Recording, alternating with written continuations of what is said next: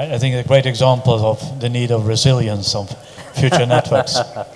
So to complement the security aspect. So I just wanted to say banking here is a great example, right, where the application layer so far plays a very important role. But that can also be strengthened going forward with tying into authentication with the system. Just to give one other example where this is being made, in Singapore, the digital ID, SingPass, runs on a platform provided by Vonage that then in turn connects to the mobile networks. So this is the heart of identifying yourself doing business in India. Oh, sorry, Singapore.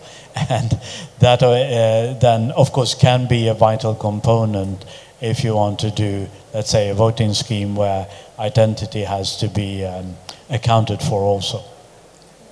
Hi panel. So I think this specific question is to Mathan and to Amit. So typically with the 5G, when we see that attack surface is growing significantly, right? And typically you will have lot of use cases which are locally developed.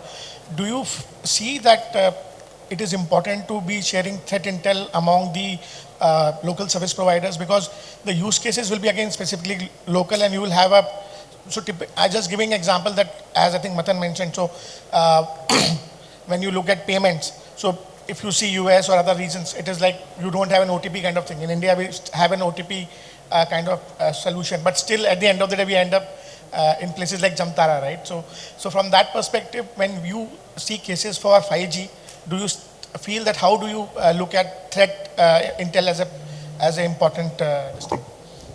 See, in the payments and in the banking ecosystem, it is relatively way too well established. Yeah, given that I worked in my previous past, I was with both banks as well as in the payment ecosystem. There is a channel of not informal communication. Intelligence exchange is happening in real time amongst multiple parties today, in real time. Are we on that way forward within providers like us? At least the first step already has been taken, right? So it is not yet fully active. We do it far more informally, but then having that in a complete automated manner, we still have work to do. That is a vital part. As and when, as quickly as it comes our way, it should actually be shared upon.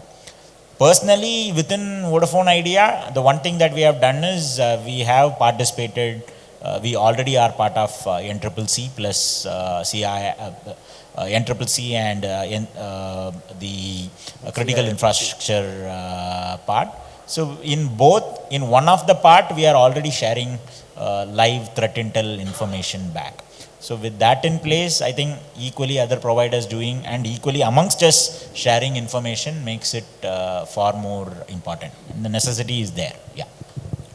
I agree, and the standards which you mentioned, the relationship which we carry amongst the telcos, where we exchange a lot of traffic. Definitely we exchange a lot of traffic, but these kind of informations are exchanged under certain guidelines. And very recently you would have come across CERT guidelines which have come in enforcement to really share the threat intel, and it is not limited only to the telcos but to every individual organization. They are bound to share whatever is happening with respect to threat. So it's not related only and only to the telcos, it's everybody's responsibility. And that will really make a mass big data for threat research, right? So it's a joint responsibility, as we started the session on. Everybody has to contribute. Definitely, as telco, we are compelled, we are bound, we will definitely be there in that. Okay, thank you. Thank you so much, gentlemen, for having those thoughts being shared with the group today.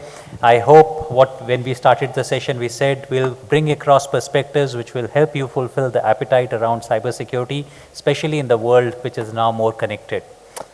Let me take this opportunity on behalf of IMC to thank each one of you to be present over here, as well as the panelists for taking out their time and sharing their perspectives.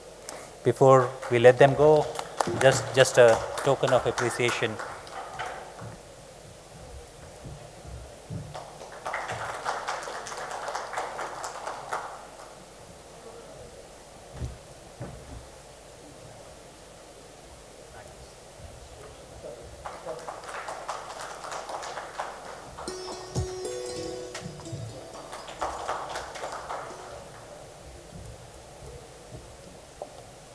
Thank you so much.